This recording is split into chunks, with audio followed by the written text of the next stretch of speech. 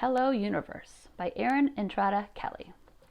Chapter 20. The Question of Yelling. Virgil could not recall a single time in his life when he had yelled. He was sure he must have. Who goes 11 years of their life without yelling once? But he had an excellent memory, and he couldn't remember yelling. He wondered if he had even yelled when he was a baby. He would have to ask his mother. She would know. "You're the quietest boy in the history of the whole Salinas family," his mother used to say. "And then, if we ever take you back home, we'll have to teach you how to speak. Otherwise, no one will ever see you, and you might get squashed by a cabaroo or a jeepney." This made her laugh, even though she'd said it a million times already. So Virgil wasn't sure how she could still think it was funny. He hadn't found it very funny the first time, to tell you the truth. When he imagined himself getting squashed by a caribou or a jeepney, it terrified him, even though he wasn't completely sure what either of those things were. It's not that he felt unloved exactly.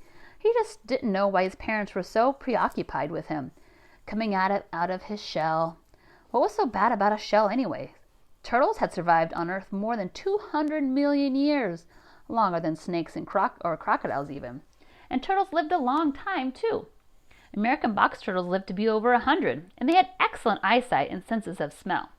Turtles truly were extraordinary animals. What if people had forced turtles to come out of their shells 200 million years ago? They probably wouldn't exist anymore. Virgil leaned against the musty wall of the well. There was a short ledge that circled the bottom, but it didn't give him enough of a boost to reach the ladder. He wondered if he should sit. Was sitting down the same as giving up? He wondered what time it was. He wondered if he should yell. It seemed like the sensible thing to do, but when he opened his mouth, he imagined his cries for help sailing up, up, up, booming across the woods, shaking the leaves, frightening the birds, and landing on the thick, waxy ears of Chet Bolins. Then he imagined the bull charging forward, grunting and panting and sniffing him out like a wolf. And then he saw the buck pick up the cover of the well and shut him inside forever. Best to wait a while, Virgil thought, until the bull had most likely gone home. Trouble was, he had no idea how long a while was because he didn't have a watch and his cell phone was broken. So he decided to go by feel. Did it feel like 10 minutes or 40 since he'd been down below? Who could say? Virgil wasn't great with numbers in the first place, and he certainly wasn't great at telling time, with or without a clock. It was something that had once frustrated his dad so much that he'd thrown up his hands one afternoon and said, "Ay, Dios co. Never mind, Virgilio. Just figure out the beginnings and ends, and don't worry about the time in the middle." Virgil wasn't sure if this was a beginning, an end, the middle, or what. All he knew was that his legs ached and the sun didn't seem as bright. So he threw his head and called out, "Hello! Hello!" It didn't feel like much noise, though. Could anyone hear him? He needed to be louder. "Hello! Hello!"